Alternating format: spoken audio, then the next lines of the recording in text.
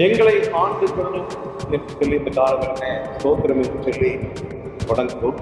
சங்கீதம் 99ஆம் சங்கீதம் 5வது நம்முடைய தேவனாகிய கர்த்தரை உயர்த்தி அவர் பாதப்படியிலே பணியுங்கள், அவர் பரிசுத்தம் உள்ளவர் என்று சொல்லிப்பார். ராஜாவின் வல்லமை நீதியில் பிரியப்பட்டால் அவருடைய கர்த்தரோ பரிசுத்தம் உள்ளவராக இருக்கிறபடினாலே எல்லோரும் நம்முடைய தேவனாய கர்த்தரையை உயர்த்தி அவருடைய பாதப்படியிலே பணிய வேண்டும்.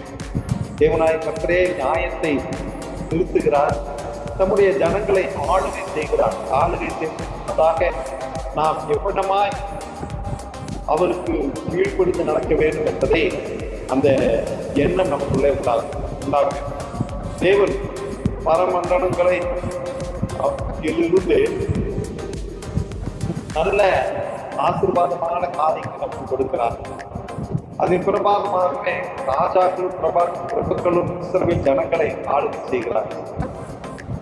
பல பிரமாணங்களை கொடுத்தாலும் பல சட்டங்களை கொடுத்தாலும் ஆளுநர்களும் சட்டங்களும் செய்வது தேவனுடைய சித்தமாயிருக்கிறது. உலகத்தில் உள்ள எல்லா ஜனங்களும் இஸ்ரவேல் விசேஷித்தவர்கள். இதனால் இஸ்ரவேல் ஜனத்தார் அதிக சந்தோஷத்தோடு இருக்கிறார். ஜனங்கள் கர்த்தரை மகிமைப்படுத்த வேண்டும். தேவன் தம்முடைய சபையிலும் நம்முடைய ராஜ்யத்திலும் தம்முடைய ஆளுகையை ஸ்தாபிக்கிறார். தேவனே நம்மை ஆளுகை செய்கிறவராக சர்வ ஆளுநர்.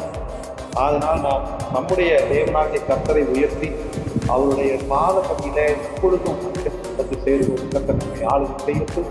ஆமென்.